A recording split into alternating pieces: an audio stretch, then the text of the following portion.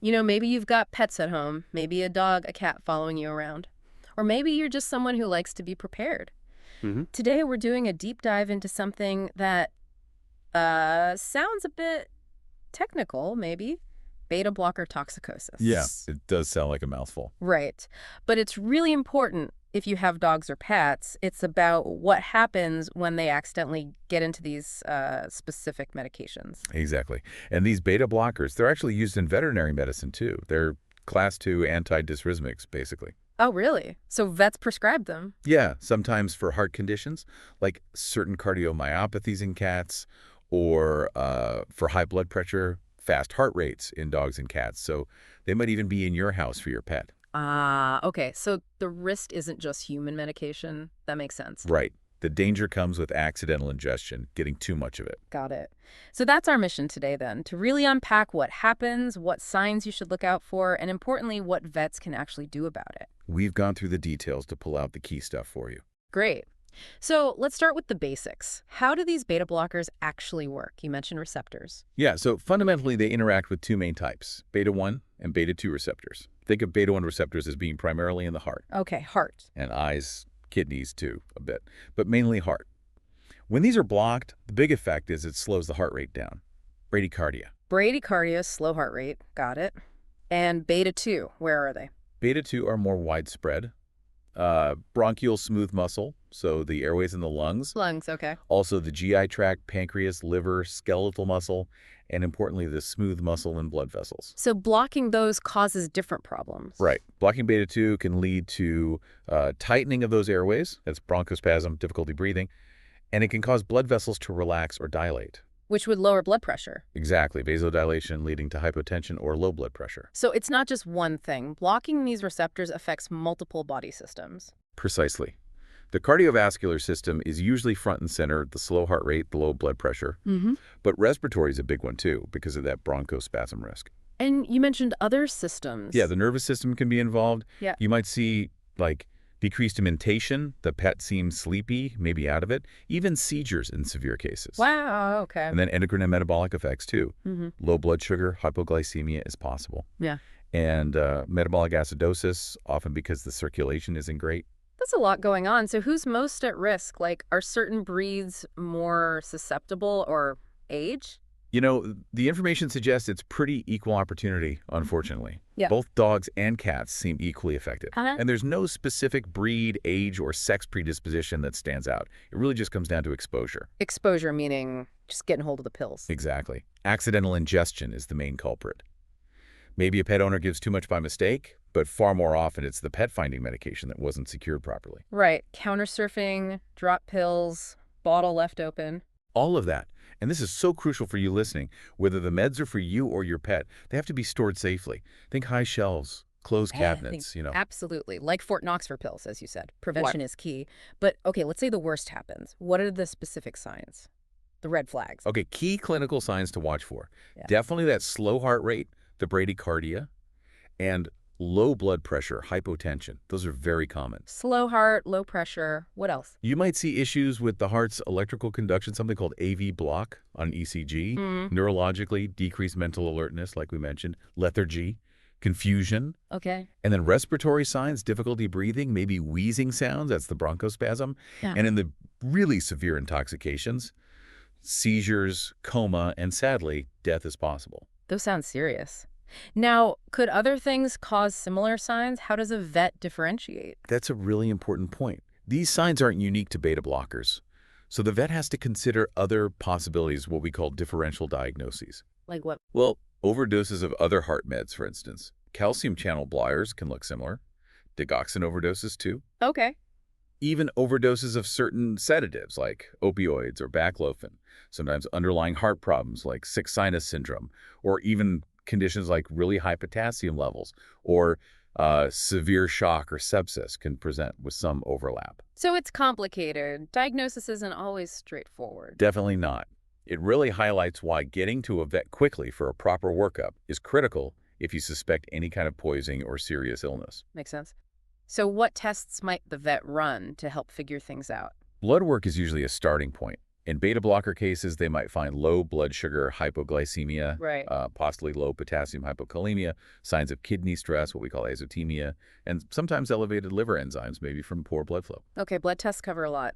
Anything else? A blood gas analysis can be helpful. It might show metabolic acidosis, which again often ties back to poor circulation. And heart-specific tests. Absolutely. An ECG electrocardiogram is crucial. Yeah. It can show that bradycardia, different degrees of AV block, maybe changes in intervals like PR, QRS, QT, electrical timing stuff. Right. And an echocardiogram, an ultrasound of the heart, can be really informative too. It can show if the heart muscle itself is contracting weakly, that's negative inotropy, and if the overall cardiac output, how much blood is being pumped, is down. Okay, so tests give a clearer picture. Let's shift to treatment.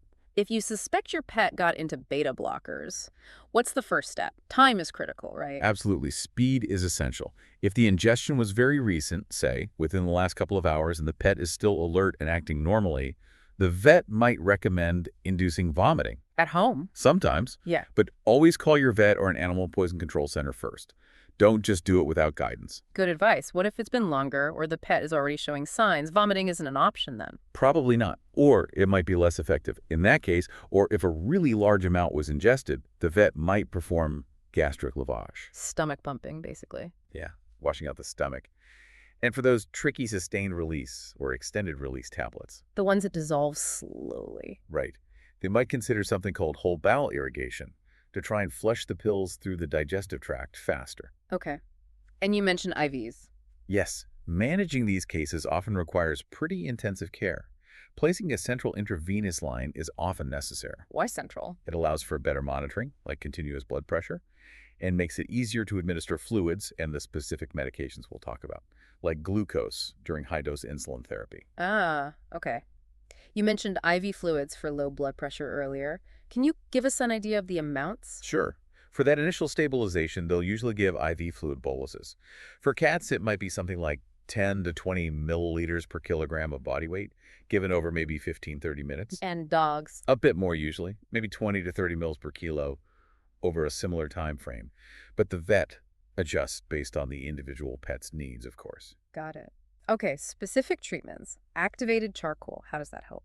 Activated charcoal is great for decontamination, especially if given early, like within that first 2 hours or so. How does it work? It basically acts like a sponge. It has a huge surface area and binds the drug in the stomach and intestines, preventing it from being absorbed into the bloodstream. The dose is usually around 1 to 2 grams per kilogram. Okay, absorbs the drug. Next, atropine. Atropine is used specifically for severe sinus bradycardia, that really slow heart rate originating from the normal pacemaker.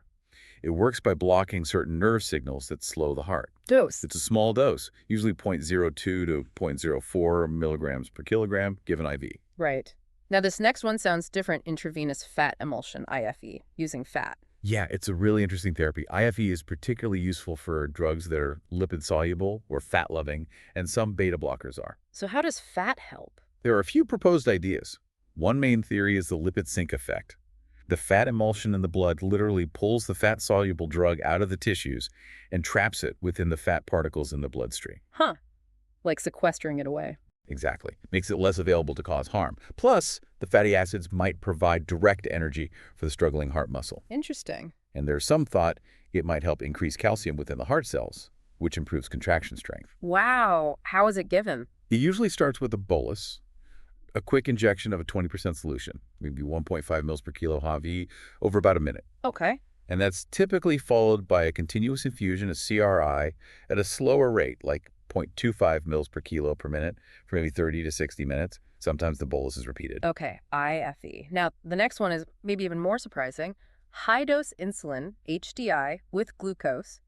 Insulin for a beta blocker overdose. How? It does seem counterintuitive, doesn't it? Yes. Insulin is for diabetes, right? Yeah. But in this context, it has different effects. The exact mechanism isn't perfectly understood, but HDI seems to significantly improve the heart's contractility, how strongly it beats, and cardiac output. How, though? Well, it's thought to help the heart cells utilize carbohydrates for energy more effectively.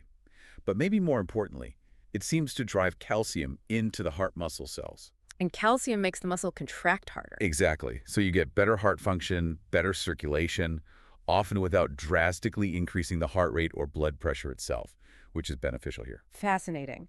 But high-dose insulin sounds risky, blood Oh, sugar dropping. absolutely. That's why it's high-dose insulin with glucose. It requires extremely careful management. First, they check the blood glucose. If it's low, they give dextrose. Sugar. Yeah. Then they give a bolus of regular insulin 5e, followed by a constant rate infusion, a CRI. And monitor sugar constantly. Oh, yes. Blood glucose needs checking very frequently, maybe every 10 to 30 minutes initially. And a separate IV infusion containing dextrose usually runs concurrently to prevent hypoglycemia. Wow, that's intensive. It is. And that dextrose infusion might need to continue for quite some time, even after the insulin is stopped. And I see notes about potassium and calcium too. Right. Insulin also drives potassium into cells, so blood potassium levels can drop and need close monitoring, and potassium might need to be added to the fluids. Okay. And giving calcium, usually as calcium chloride or gluconate 3V, might be done, especially if blood pressure is very low. It directly helps heart contraction and might even boost the effectiveness of the HDI therapy. Complex stuff. Okay, last specific drug mentioned is glucagon. Glucagon is another hormone normally associated with raising blood sugar, but it also increases cyclic AMP in heart cells, which can help strengthen contractions. So another way to boost the heart. Yes, it can be given as a slow IV bolus followed by a CRI.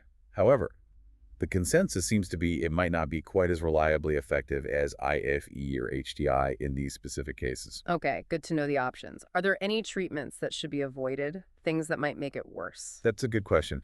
The information suggests being cautious with standard vasopressors, drugs that primarily constrict blood vessels to raise pressure. Why is that? They might not be as beneficial as treatments like IFE and HDI that more directly support heart function in this situation.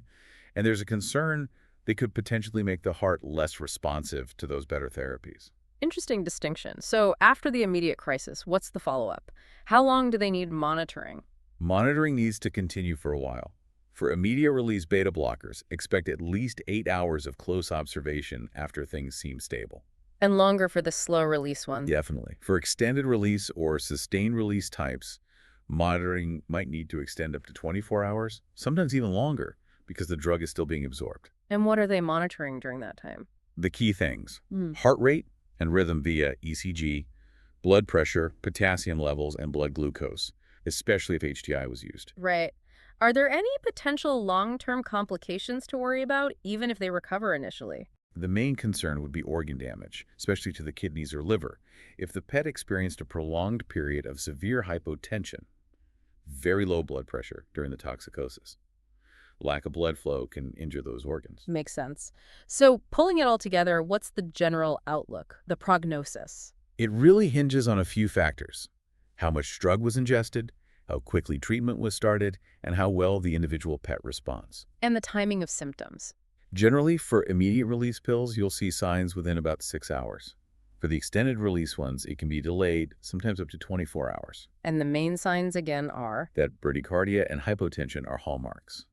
In severe cases, it can progress to decreased consciousness, coma, seizures, respiratory distress. But the good news is, with prompt, aggressive, and appropriate veterinary care, many pets can and do make a full recovery. That's reassuring. So this has been a really detailed look. I think the big takeaway is that beta blocker toxicosis is definitely serious, a real emergency for dogs and cats. But understanding those signs, the slow heart rate, the low pressure, the lethargy, and knowing that these advanced treatments like IFE and HDI exist, well, that's crucial. It really is. And maybe the most practical message for everyone listening today is just reinforcing the absolute necessity of medication safety. Yeah. Keeping all kills, human, pet, doesn't matter, securely stored, well out of reach, is such a simple preventative measure. Totally. An ounce of prevention. It really applies here. It kind of makes you wonder, doesn't it? What other everyday things in our homes might pose hidden risks to our pets? That's a great point. It probably warrants everyone taking a little walk around their house, looking with fresh eyes, seeing what a curious pet might be able to get into. Definitely food for thought.